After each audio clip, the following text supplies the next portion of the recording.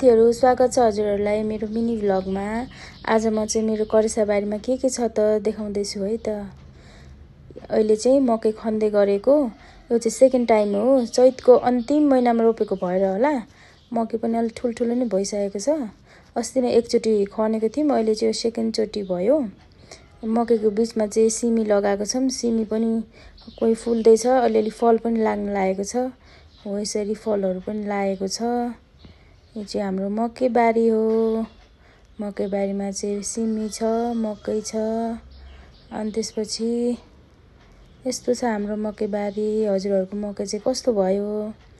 कसैकोले चाहिँ अस्ति वैशाखमा मात्रै रोप्नु भएको छ होला, भर्खर उम्रिँदै होला, पानी निकै परेको छ नि त अहिले। अनि यो चाहिँ हाम्रो फर्सी यो चाहिँ यो लहरा नतान्नेवाला, यसमा फल पनि लागेको छ। यस्तो छ यो चाहिँ। अनि अर्को लहरा तान्नेवाला पनि छ। यो चाहिँ झाङ हुँदैन, यो चाहिँ मज्जाले झामहरु लहराहरु यता वारपार हुन्छ। यो चाहिँ लहरेवाला हो फर्सी। अनि धेरै पानी परेको छ नि त, त्यही भएर काँक्रा पनि अस्ति एक हप्ता मात्रै अगाडि मात्रै लगाएको काँक्रा पनि यत्रो भइसकेछ।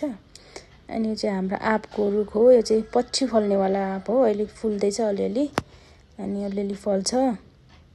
यसमा चाहिँ हाम्रो डोकोमुनि सुन्तला छ, साइडमा चाहिँ सिमी नै हो। अनि फूल चाहिँ कस्तो राम्रो फुलिरहेको रहेछ के, त्यही भएर क्याप्चर गर्न मन लाग्यो।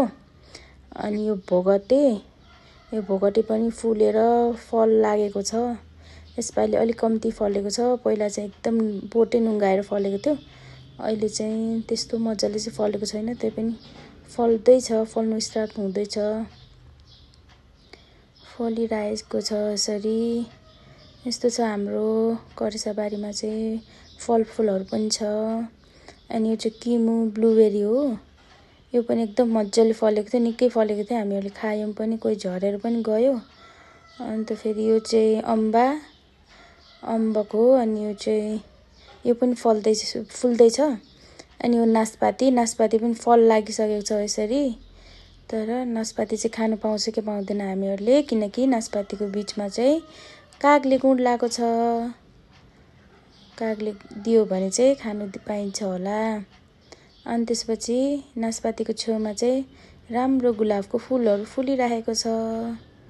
यसरी फुलिरहेको छ। हजुरहरुलाई कस्तो लाग्दैछ मेरो mini vlog? Thank you for watching.